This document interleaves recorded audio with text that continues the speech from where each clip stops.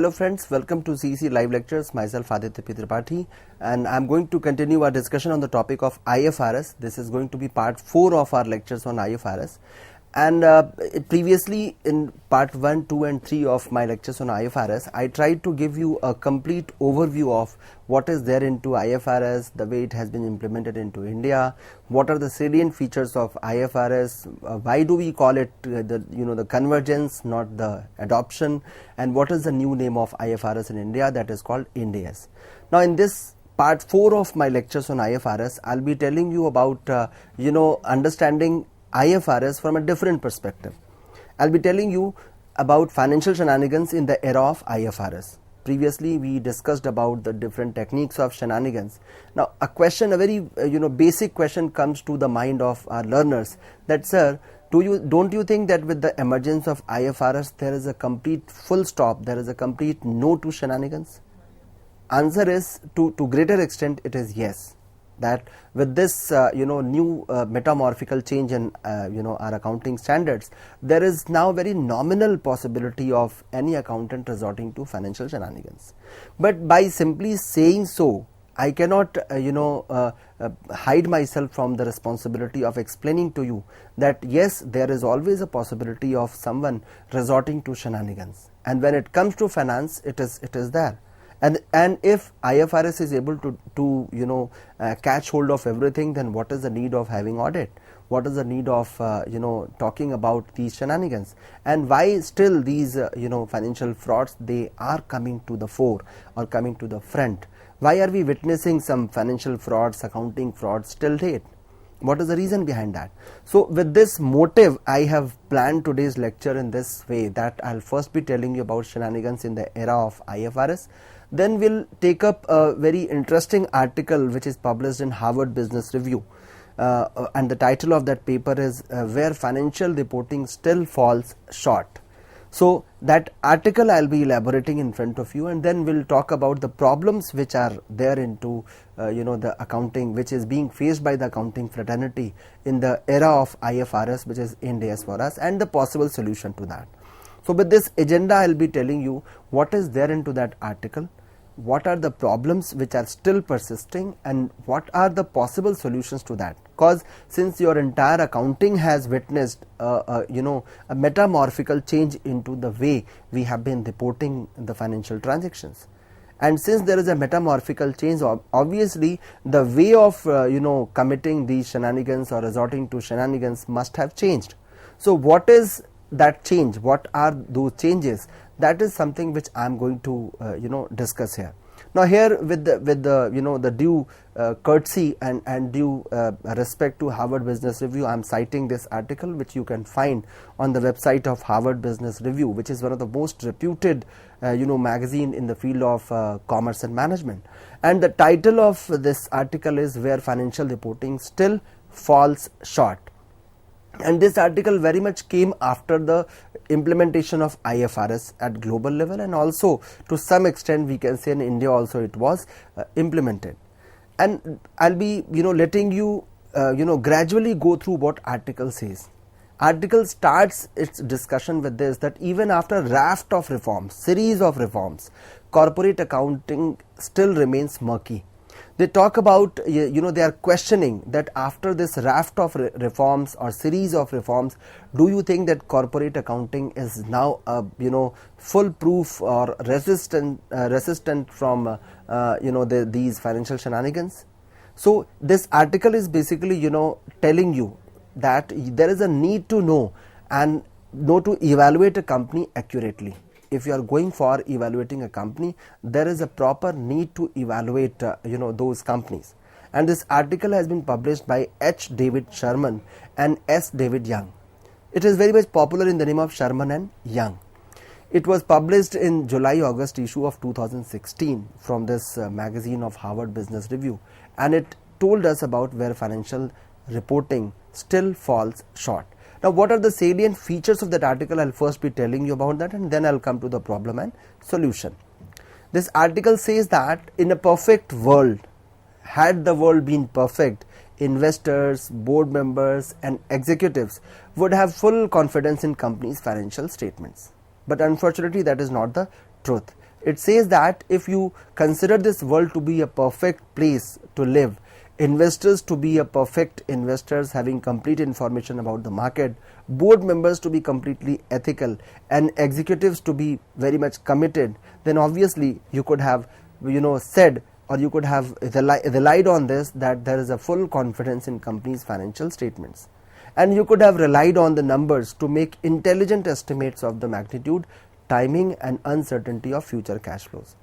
So this article lets you go into a flashback that if you really think that this world is perfect, investors are very much aware about the market, board members are very much ethical and committed, executives are committed, then obviously you could have relied on whatever the financial statement is providing to you. So whatever numbers and estimates which are provided to you in the form of financial statements, you could have really make intelligent estimates out of it. But the question comes, is it so? Is it so? Answer is no. You could have judge or make a judgment whether the resulting estimate of value was fairly represented in the current stock price or not. You could have made a judgment about that, and eventually if all this could have been true, eventually you could have made a wise decision about whether to invest in this company or acquire this company, or say no to this acquisition, or say no to this investment. So if this article is in its abstract only, in its summary only, it says that if everything could have been fine, then obviously you could have blindly gone into the values and estimates provided in the financial statements and taken a decision, made a judgment that yes, I need to buy the shares of this company, this is the right company for me to invest, or this is the right deal for me to grab, I need to acquire this company. But the question comes, is it so? Unfortunately, that's not what happens in the real world. What is the reality? What is the reality is entirely opposite to what we have been discussing. What are the reasons for that? Why the world is not so? Why the world of accounting is not so? Why it is not ideal? Why it is not giving us information in such a way that we can make intelligent estimates? We can go for making a decision for either investing in a company or abstaining ourselves from that kind of investment. Now what are the reasons for that? The first reason, if we have to cast as per the article, is corporate financial statements necessarily depend on the estimates and judgment which can be widely off the mark even when they are made in good faith, which says that whatever information you are extracting from the financial statement, some of them they are widely off the mark. Even if there is no mistake of an accountant, even if the accountant is doing his or her job in good faith, then too there is a possibility that corporate financial statements, you cannot, the informations which they provide, you cannot completely depend on them. Now this is the first reason why it is off the mark. I mean, why you cannot rely on the financial statements blindly. The reason is that they can be off the mark. The informations may not be relevant to you, or the information which they are providing, if you base your decision on them, you may not be successful. Secondly, the standard financial metrics which are intended to enable you for making a comparison between the companies, they may not be the most accurate way to judge the value of any particular company. So whatever way you are resorting to, whatever way the way you are adopting, that may not be the right way or accurate way to judge the value of any particular company. So despite the series of reforms, raft of reforms, corporate accounting still is under question, and the companies are still continuing to find ways to game the system. Within this ambit of, within this framework of IFRS, still the companies continue to find the ways to game the system. Now this is a very appropriate word, appropriate term used by Harvard Business Review article for this shenanigan, that they are trying their level best to find ways to game the system. So you are making system a game, and which means you are trying to play with the system. So if they are continuing to play to game the system, obviously there are chances of shenanigans. So emergence of online platforms, which has dramatically changed the competitive environment for all businesses. This online platform have actually made dramatic change into the competitive environment for all the businesses. and they are also supposed to cast into stark relief the shortcomings of traditional performance indicators. So whatever whatever was being regarded as one of the best performance indicator may not hold true today, because there are certain shortcomings into that. Now the question comes, problems are there, but what is the way out? So along with the problems, I'll be telling you about the way out as well. I can give you an example of some of the cases, recent cases where the bank frauds were there. If you look at the recent bank frauds, I won't name that bank, which is one of the reputed bank in India, and still there was a fraud into that, and it was all due to the very notion, due to the very implementation of gaming the system. They took system for granted. They tried to make benefit out of whatever flexibility they are being provided by the flexibilities which are being provided by the system. So what are the problems? Problem number one is we have universal standard. We were of opinion that once universal standards will come, there will not be any problem. We need not to go into the standard of different countries, then making a comparison and then finding out the flaws. That will not happen because we have universal standards. But this universal standard have also created some problem for us. These universal standards, they have actually made at certain points, from certain perspectives, they have made our problem little difficult. So if we talk about the year 2002, the world seemed to be on the verge of an accounting revolution, because when we started talking about IFRS, there was a news that accounting is going to have a revolution, and that is true also. It is actually a revolution in the field of accounting, which is in the name of IFRS, and it was an initiative which was underway to create a single set of accounting standard in the name of IFRS. And to be sure, obviously the progress has been made, and different countries, large number of countries, they have either adopted or they have converged with IFRS. But the question comes, the understanding. Do they understand what actually IFRS is meant for? What actually IFRS wants you to do? So understanding the true value of a firm and comparing companies' account across the countries, it is still persisting as a major challenge for the accountants and the companies. Despite the fact that now we have a universal standard, but understanding the valuation of company is still a great challenge. And keeping that in mind, although the IFRS bodies, they have IASB, that is International Accounting Standard Board, it has also given interpretation to all the standards. But despite all those clarifications or all those details, the problem still goes on. The problem is still there.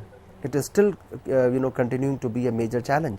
So I would actually be giving you some examples. Let us consider the implication of failing to reconcile GAAP and IFRS. In transition phase, countries were earlier having GAAP, now they have IFRS. So I would exemplify some of the issues from the article itself, because I feel that is the authentic way to place data in front of you.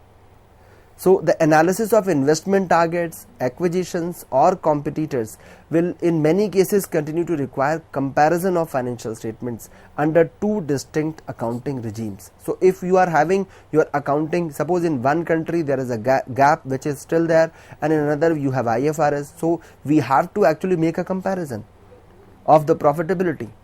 So there are number of companies which actually face this problem of valuation, change in the value. I would name some of the companies: Pfizer versus GlaxoSmithKline, Exxon versus BP, Walmart versus Carrefour. And in each case what happened? One company was using GAAP and the other was using IFRS. And this was a big problem for the investors to make a decision, to take a call, which value to rely. So either it was a case of Pfizer versus GlaxoSmithKline or Exxon versus BP or Walmart versus Carrefour. In each case they were facing this problem. Now let us take one example where the results under GAAP versus IFRS can be different. They were found to be different. If I take example of British confectionery company Cadbury. Now Cadbury, before it was acquired by the US firm Kraft. Now it has been acquired by US firm named as Kraft in 2009. And you'll be surprised to note that it reported IFRS based profit of $690 million. Now IFRS based profit of Cadbury was reported to be $690 million in 2009, and under GAAP you'll be surprised to note those profits totaled only $594 million, which was almost 14% lower. 14% lower than what you were estimating under IFRS. So under IFRS your valuation, your profit was on the higher side, whereas under GAAP your profit totaled only 594 million, which was almost 14% lower. Likewise, if you look at Cadbury's GAAP based return on equity, ROI, that is ROE, return on equity, it was 9% under GAAP, and it was full 5% point lower than the IFRS valuation. Under IFRS the value of this ROE, that is return on equity, came to be 14%, whereas under GAAP it was 9%, which shows that GAAP is more stringent, GAAP was more stringent, more rigid towards valuation of profit or valuation of return on equity. So the question comes, this 14% is not a small amount. Either we talk in terms of profitability or we talk in terms of ROE. In both the situations, 5% is not the difference of not more than 0.5 to 1% is allowed, and here the difference is of 14%. Now the question comes, such differences, along with such differences, how to make a decision? They are significant enough to change your acquisition decision. Suppose if the profit was 14% higher than that of 594 million, obviously you would say that I should go for buying this asset. But what if you come to know that under GAAP the profit is 14% lower? So it may actually force you to revise your decision. There might be a possibility that your decision is going to change. Earlier you decided to buy this company, and this Kraft decided to buy Cadbury. It could have said no. So this is another problem under GAAP and IFRS, that is the problem of valuation, whether the value remains the same or not. Problem number 2 is of revenue recognition. Now revenue recognition it has always been, and till date it is a tricky piece of the regulatory puzzle. Suppose if you are selling a smartphone or any other service for $30 million software package to an individual or a company, you are selling this smartphone to a company or to a customer. The question comes, the contract for that product or service, it often includes future upgrades, that as and when there is updation or upgradation into the software, you will automatically get that service, and the cost of that cannot be predicted at the time of sale, because you cannot predict what will be the cost of that upgradation. Therefore what happens, it is impossible for you to determine how much profit this sale is going to generate, because unless you know what will be the cost of upgrading that system, you cannot compare it, you cannot match it with your revenue, and if you are not able to match it with your revenue, you cannot tell about the profitability. So the second problem was of revenue recognition, how to recognize revenue. It is of revenue recognition under IFRS. So you cannot say that IFRS is devoid of any challenge. It is full of challenges, and in due course of time accountants are finding, and they will find a proper solution to these problems. Problem number 3 is for unofficial earning measures. There are certain official measures like EBIT, EBITDA, but on the contrary we have certain unofficial earning measures also. Although if we talk about accounting, unofficial measures of revenue, they are relatively new for many companies. They are not been very much into practice of so many companies. All type of businesses, they have been employing non-GAAP, non-IFRS measures for their earnings for a long time. They were not at all aware about GAAP. If you ask some small companies, they were not aware about the GAAP. Forget about IFRS, forget about knowing the standards. So they have been actually running their operations without any knowledge of these GAAP and IFRSs. And perhaps the most popular form, most popular measurement which was being used by them was EBITDA, that is earning before interest, tax, depreciation and amortization.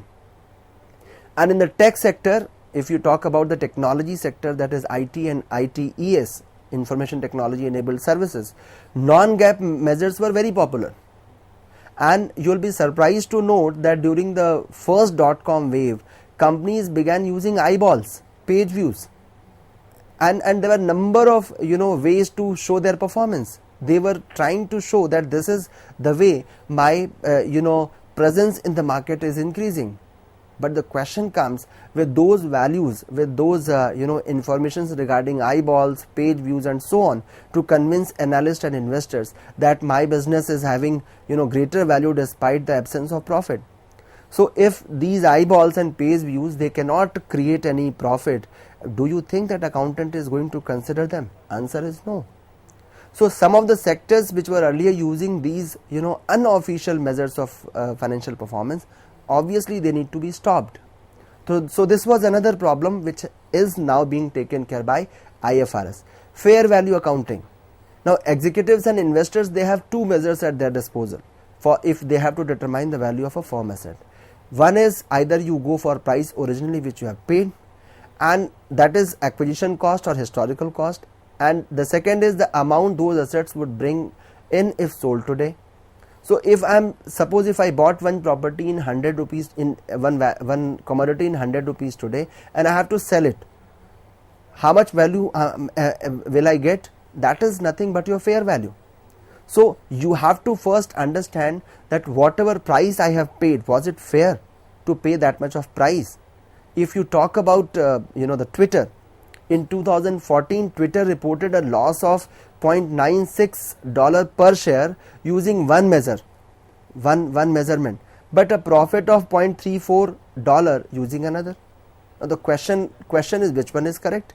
One measure is saying that you have incurred a loss, another is saying you have incurred a profit. Obviously company will go for the second one. They will try to book a profit. They will try to show that yes, we have earned profit. Now these accountants, these people who are resorting into shenanigans, they have started cooking the decisions, not the books. So they are acting smarter than what our IFRS is doing. They have started cooking the decisions, not the books. So managers, they have started goosing the numbers by manipulating operations, not reports.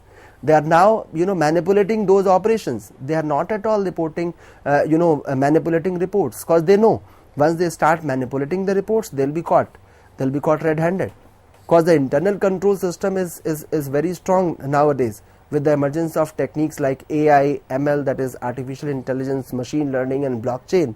What is happening? The internal control system is being strengthened to that extent that it is very difficult for them to manipulate the operations. So they have found another way.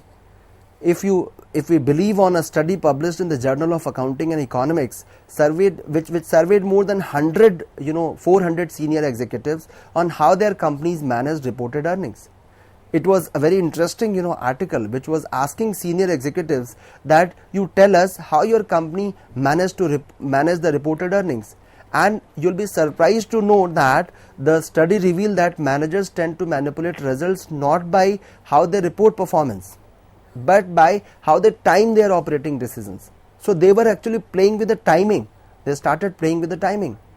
And the example which was given there was that nearly 80% of the respondents, they said that if they were falling short of earning targets, what they did, they would definitely cut discretionary spending. Suppose if company is not able to achieve earning targets, there are two ways to increase profit. Either you increase your sales or you reduce your expenses. So they thought of finding it appropriate to look at the expenses, because if they go for the revenue side, there would be a blame of channel stuffing, or there would be a blame of revenue recognition, either preponing the timing or the amount. So what they did, they started using discretionary power. They started cutting discretionary spending such as research and development, advertising expenses, maintenance expenses, hiring and the employees training. Most of the companies, they reduce the training expenses. So the question comes, how to deal with them? What is the solution? Solution is, we have a series of new analytical tools which may be of greater help for accountants. Regulatory requirements which produces more lengthy reports may be an exercise in diminishing returns. So what to do? what is the need, what is the solution. What we need is perhaps the smarter approaches to analyze data which is available to us. And the good news is that the new techniques are increasingly being applied by analysts and investors. Now the analysts go for conducting a sentiment analysis. They go for simply finding out the word cloud, that which word is more prominent. So these analytics is or financial analytics is of greater help for the people who are actually willing to invest into a company. There is a term called Benford law, which is very popular nowadays. An approach, although it's a very old law, but still it is into the discussion nowadays. This law is basically an approach to the analysis of companies' reports, which has recently gained favor in financial market, and it is based on Benford's law. What Benford law says, it says that it talks about the frequency distribution of leading digits in numerical data sets. And you'll be surprised to know it says that the law has been around for a long time, but recently we have started talking about it.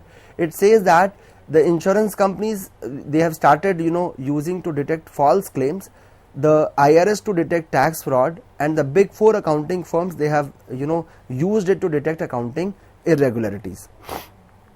As per this law, what is that law? The law says that in the list of numbers, suppose if you go for taking any naturally occurring data source, it can be credit card charges, it can be procurement entries, it can be cash receipts. It says that the first digit for each number will be 1. Very interesting. It says that the first digit for each number will be 1. For example, 1,157, 1820, approximately 30% of time. So they are saying that approximately 30% of the time, the digit 1 will always be at number 1. And the first digit will be 2 for about 18% of time. And each successive number will represent a progressively smaller proportion. So they are saying that the proportion of successive numbers will tend to decrease to the point where 9 will occur as the first digit for less than the 5% of time. So 1 to 8 will be the 95%, the frequency of 1 to 8 will be for 95%, and only 5% of the time 9 will come to you. And this distribution has been found to hold for a practically limitless array of data sets. The length of river, the population of cities and the countries, trading volume on a stock exchange and all. And it says that accounting variables should also be distributed in accordance with the Benford law. And they are saying that they will always be distributed in accordance with the Benford's law, provided there has been no conscious gaming of the data.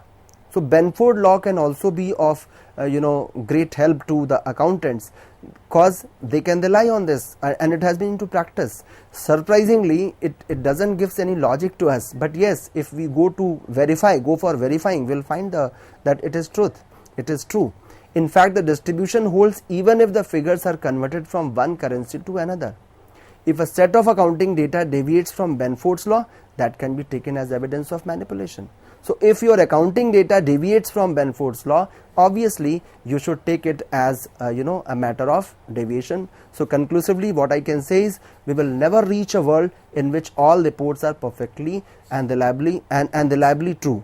But yes, an understanding of their shortcomings and availability of new tools is going to make a difference.